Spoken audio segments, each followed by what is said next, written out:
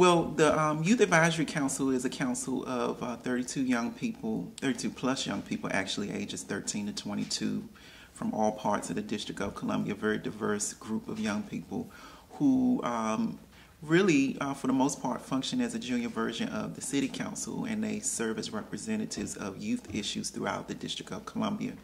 I came to the position after having a career in social work, which I actually would say my career in social work has continued even in this role, because it still promotes advocacy and child welfare, because that was my focus. I was in social work for about 5 to 7 years, working with abused and neglected children. And during my tenure as a direct services provider, the mayor was then the chairman of the City Council, approached me about the idea of running an Office of Youth Programs for the City Council, in which I would work to create a program that modeled the Congressional Page program, as well as connect youth throughout the city to resources that would assist them in their individual needs. And with that, grew the program, and Mr. Gray, when he was elected to become the mayor of the District of Columbia, he requested that I join his administration to serve as the director of the Youth Advisory Council, and have been with the mayor since he took office. And we're tasked with the responsibility of working with a core group of 32 young people who service the youth of the entire District of Columbia.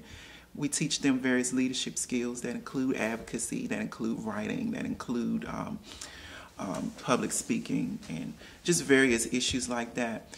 But on top of that, one of the things that I have observed that young people are in need of, especially now, is our basic life skills. And so what I've done is integrated basic life skills training to leadership training. So they're not only learning about our government, but they're also learning about how to greet people, how to address a person via email, different etiquette styles, business etiquette, how to respect oneself. We teach them character development, character building skills, different things like that, team building. So, you know, that's pretty much what we do in a nutshell.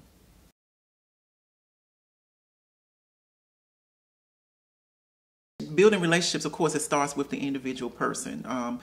I did not know growing up that I would be a social worker. In fact, the original plan was for me to become an engineer. Went through wonderful enrichment programming when I was in high school, as I attended Ballou High School in Washington, D.C., and I was a part of the math science program when it was housed at Ballou at the time. And one of the things that my mom was very strict about was promoting enrichment. And I actually did not have a summer job in the District of Columbia, but each summer I went away, or I did some sort of enrichment, participated in some sort of enrichment opportunity that included a program at the Phillips Academy in Massachusetts, and the MIT summer program for aspiring engineers, and called the MITES program. So I did a lot of that. And so when I got to college, I thought that I would study to actually do work in the sciences. And however, my plans changed as I participated in community service. I worked in mentoring students at schools throughout the area where I attended Brown University. And through my work with the students in Providence, Rhode Island, I saw slowly that my passion was working with young people. And that developed over time. When I got to graduation from Brown in '99, I had many opportunities on the table, one of which was to go to New York and work on Wall Street and make all kinds of crazy money. But I visited, but something on the inside of me said, you know, that's not in your heart to do. It wasn't in my heart to do. So I was kind of at a fork in the road, at a crossroads. So I ended up coming back to DC, and I worked in technology for a couple years. But by that time, a book had been published about my life called The Hope and the Unseen by Ron Suskind. And the book, I found myself through the book traveling the country and going to various colleges and universities and high schools and just all kinds of organizations and institutions working with families and young people. And through those various experiences, because that was back in 1998, and I can't believe we're at 16, almost 16 years since I started doing that. I've realized that my heart is in that, is working with young people, motivating and empowering them to bring change in the community, as well as helping them motivate to recognize their own passions. And as a result, I ended up in a program, a counseling program under the Human Development and Psychology program at the Harvard Graduate School of Education. And from there, I went on to University of Michigan and I studied clinical social work. Came back to DC, and that's where this is where I began working in child welfare in my hometown of Washington, D.C. And from there, I've been able to develop relationships with people who are like-minded in terms of their passion about empowering young people through education, empowering young people from a holistic standpoint, looking at the educational, the spiritual, the emotional, the mental, and really working with young people in those different aspects of their lives. And so, although I'm not in direct services now and I'm in a more of a managerial role, that training was very vital, because when I look at a young person, I don't just look at one aspect of their lives. I look at the many other aspects of their lives, and really look at how they interplay and how they impact the young person's well-being and the decisions and behaviors that they make and that they have in their lives.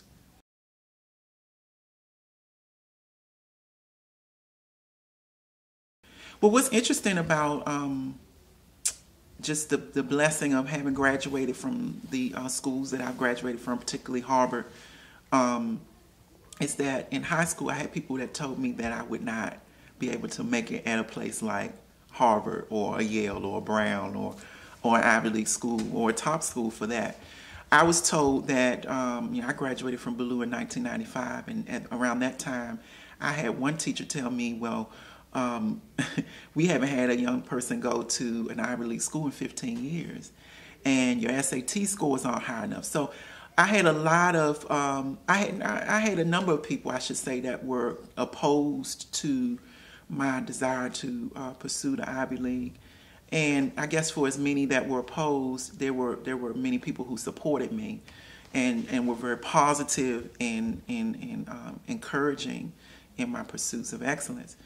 And I think what having graduated from those schools says to young people today, number one, I grew up in Anacostia. I grew up off of 16th and V. And during that time there was a lot of crime there, and I saw a lot of things. But it goes to show that no matter where you come from, you can achieve anything you put your mind to. Whatever you set your mind to, you can achieve it, despite opposition, despite what people may say about you.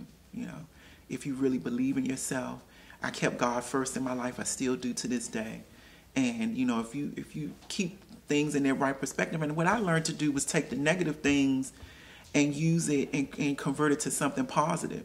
I set out to prove people wrong at an early age, that I could do that which was considered impossible. But then at the end of the day, what I pretty much did was a trailblazer, and was a beacon of light to other young people that are aspiring to do the same thing, if not even better.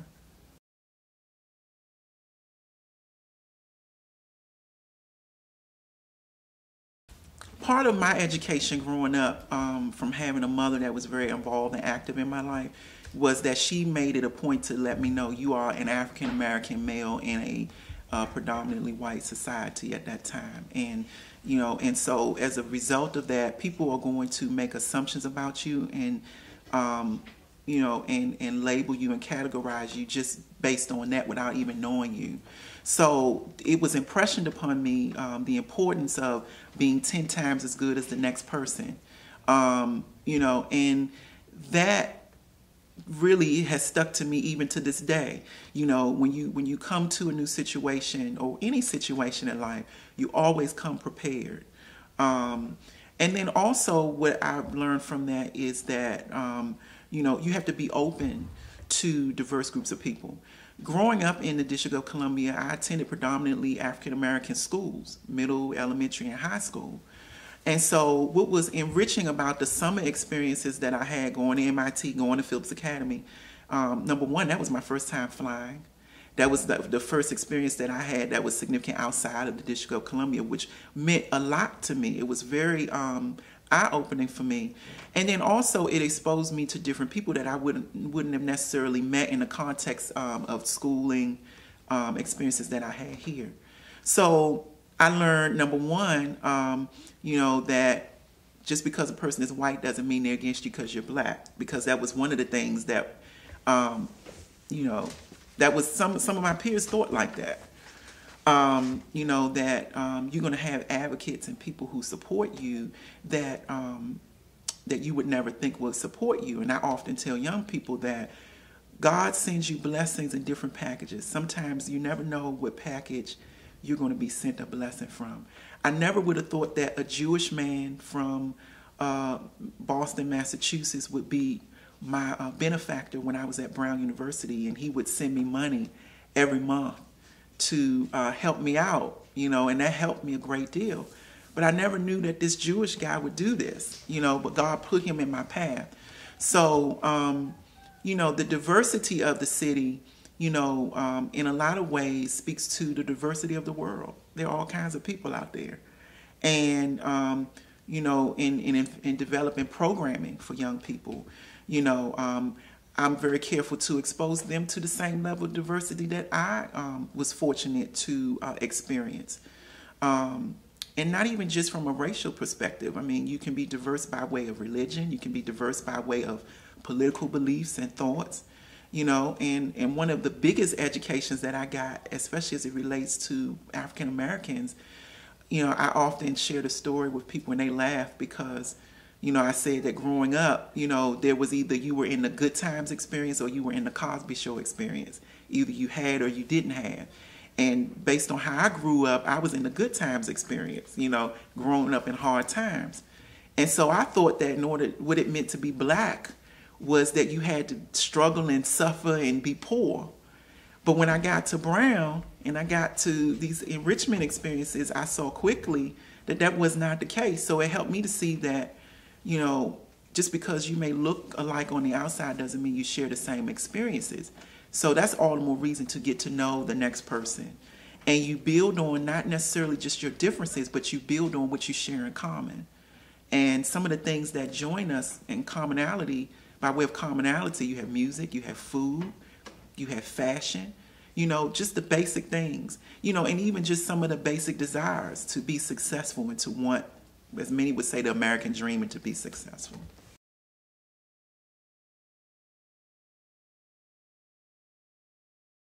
One of the driving forces behind the desire to even come back to DC and even work with young people is that I wanted to expose and give young people the things that I was not exposed and given at a young age. And that very much informs the way that I expose young people.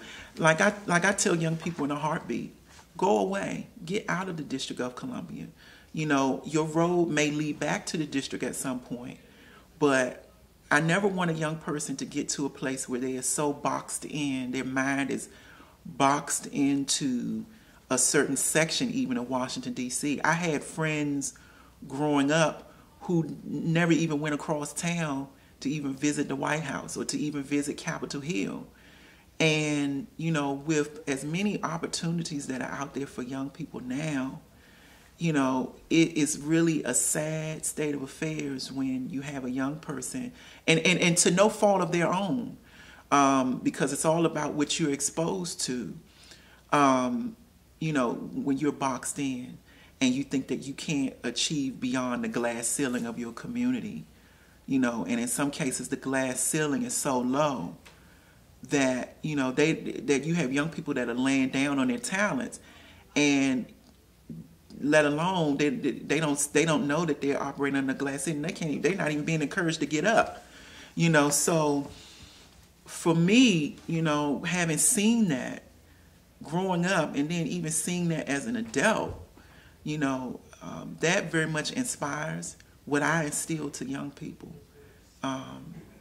especially, and I have to say especially, ethnic minority youth.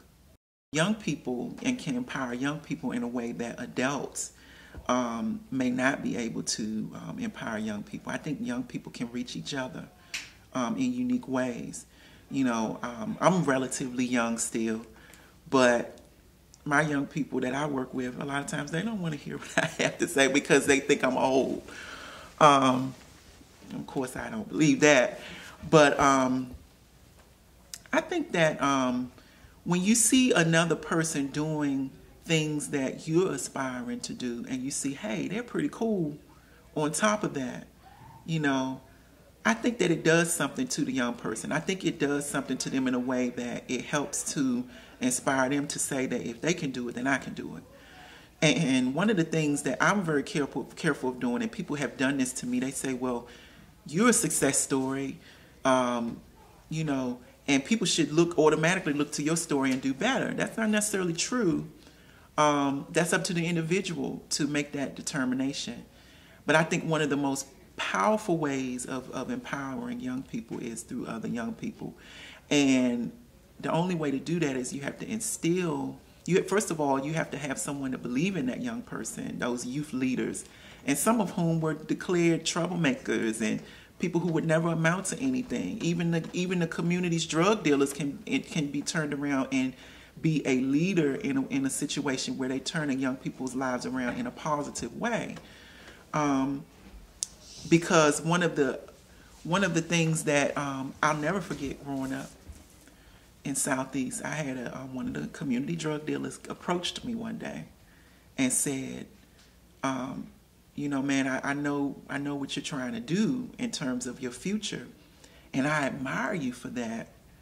And he said, not only do I admire you for that, but you're going places that I can't go, you know. And as a young person, that meant a lot to me because, number one, I was told to stay away from the drug dealers, but here this guy was coming to me, someone that was revered as a, well, not even revered, but just seen as a negative person, you know, in one aspect, but revered in another aspect, even particularly by me, because when he said that to me, it was almost like giving me the green light to keep going in the way of success. And that did a lot for me as a young person. And, you know, and I often think about the people they call the knuckleheads and what it would mean if someone positive would pour into their lives and really help them build on their strengths and then teach them the importance of giving back to other young people. You know, that's a powerful thing, educationally speaking, and even from a community standpoint, it's powerful.